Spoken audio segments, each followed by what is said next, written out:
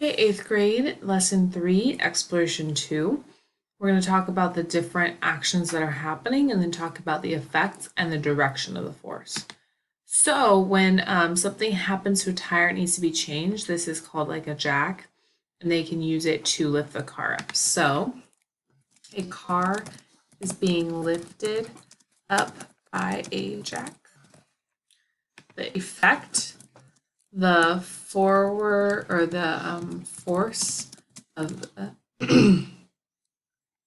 pump and the jack changes or lifts, I guess I'll say, lifts the car and changes the motion to be moving upwards. Upward. Okay. The force of the jack is more than the force of the car at that time. Right, so the direction changed, we talked about the force. A race car is slowed down by a parachute, so the force of the air on the parachute causes the race car to slow to a stop and stop going in the direction it was going in. The force of the air on the parachute is greater than the force on the car to move it forward. Okay, so taking that information, here's that jack again. It's showing the diagram of what's happening to lift the car up. Now we have to do that with the car and the parachute. Okay. My car is going to be just drawn with a few wheels. Nothing super fancy, because the point is that there's a parachute out here. And the arrows are the important part.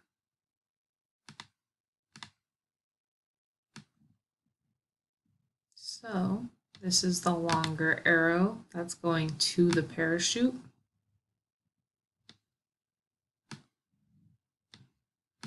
Because the force it's exerting is longer. Just want to make sure it looks like it's coming from the air and not necessarily the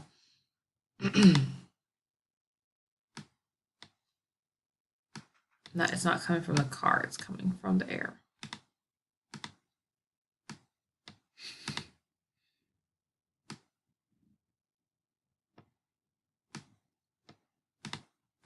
Okay, and that can be really long because it's a heavy force.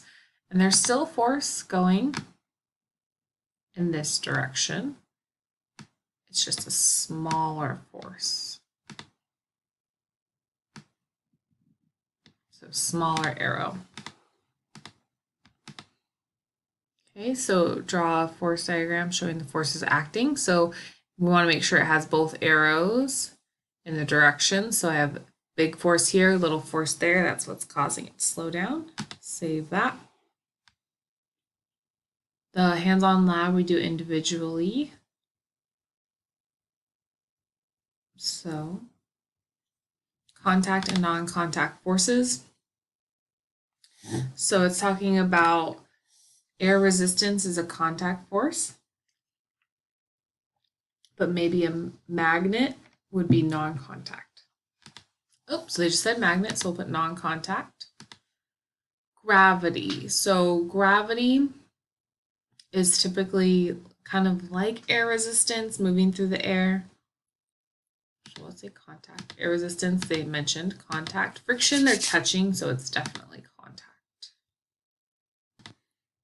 So the magnetic and magnetic gravity, it's actually magnetic gravity. The gravity is not contact. The air resistance is contact, and the friction is contact.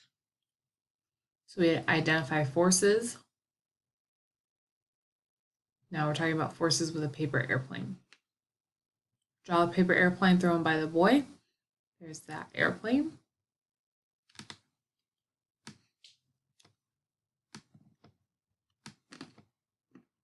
Really good paper airplane, I know. Predict the path of the airplane. So because the direction he threw it was straight ahead, the path that I'm showing with my arrow right here is that it's going to move forward because the force here is much bigger. Okay? And the force diagram will show like there's some force here, but it's not as big. So we'll move that direction.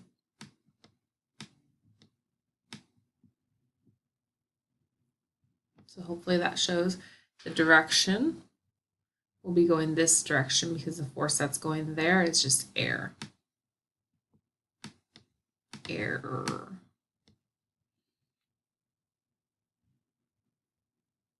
You save that. What is a scientific question about forces in paper airplanes that you would like answered? What is the best shaped airplane? Paper airplane. To use force and make the airplane go the furthest, right? How can I make a paper airplane that's going to go the farthest, much further than anybody else's paper airplane because I'm using force to help me? Okay, exploration 3. Determine the strength of a force. If a woman's pushing a lawnmower, what would affect how much force is required to push a lawnmower? Okay. The force comes from the woman. The force depends on how heavy the lawnmower is. It also depends on how windy it is.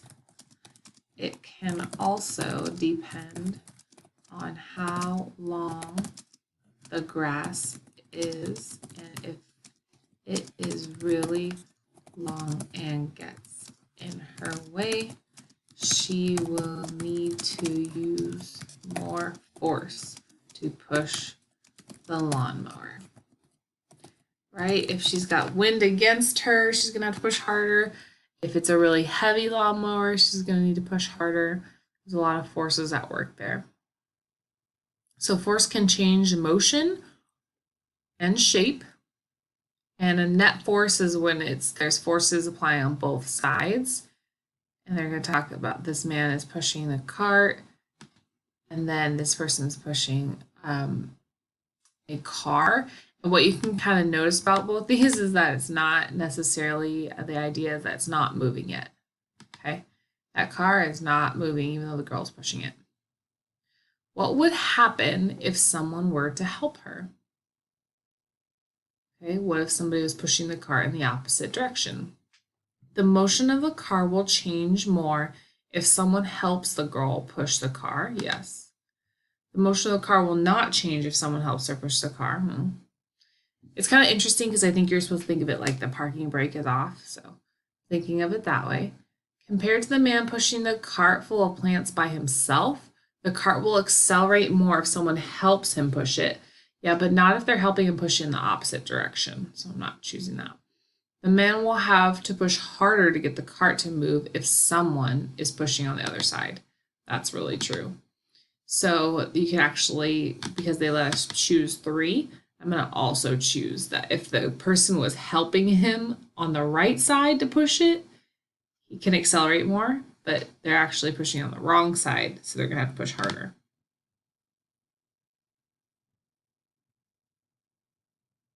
Okay, if you can combine forces, that can help. Calculating net force. Each blue figure pushes 30 and green figure only pushes 20. Find the net force. Well, they're pushing together, so you get to add it up, which is nice. If they're pushing together, but they're both blue, that's 30 plus 30. 30, and then on the other side it's pushing against. So pushing against, that's subtraction. So addition, addition, subtraction, because they're going in different directions. The net, in the examples, the net force of the box is acting to the right, to the left. I'm going to say to the right, because they're going to the right direction.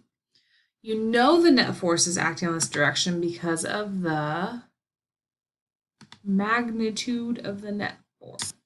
Okay, so it was moving to the right because of the sign. So they're saying because of the addition here, because it was positive, forces right to left are negative. So it was all going to the right, and there was a sign. The positive direction was chosen to be to the right. And everything's positive, so the forces are acting to the right.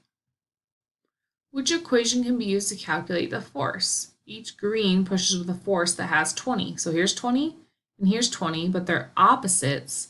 So I just think of it as a subtracting sign right here. 20 plus negative 20 is 0. Right? They cancel each other out. They're pushing both directions the exact same speed. The net force is 0 when that happens. Okay, explain that force of a train that's moving round and round, and sometimes it's getting pulled by different engines. Why does a train need more than one locomotive? The train's mass might be very heavy, and so it needs a lot of locomotives and engines to get a lot of force and keep it moving forward. When the force moves it with more mass, the train can go faster and keep moving without having to stop. Right, we know that the mass is heavy, so it's hard to kind of push off and keep pulling. But once you add to it and you're adding more mass and pushing it, that will make it go even faster. Okay, taking it further. Roller coaster restraints. I'm very interested in roller coasters. So gravity holds you in your seat, but you gotta always have that seat belt for when you're going up the hill, right? So they also have that lap bar. They're talking about that. Choose a type of restraint and make a diagram of a person sitting on a roller coaster. So I'll have a very simple diagram. This is going to be the chair.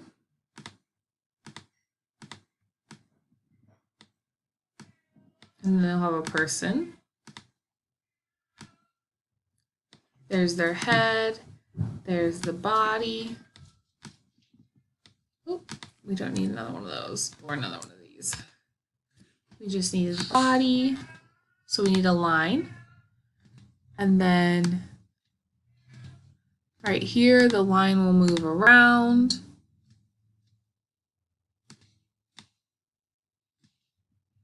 That will be his back. Okay, the restraint is the important part, so we're going to put one that goes across the body like a seat belt. Okay, and we're even going to label it. We're going to have 2. Okay, so we can call it the seat belt restraints.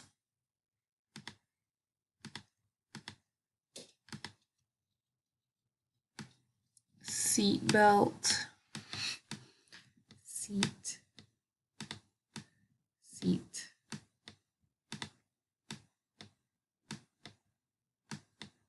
belts.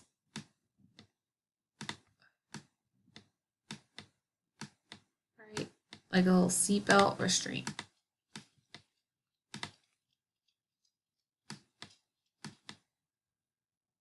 All right, save that beautiful picture. So you can see there's the person, there's the seatbelt restraint. Okay, describe the forces acting on the passenger. I'm going to put that in a new video to move to the next section.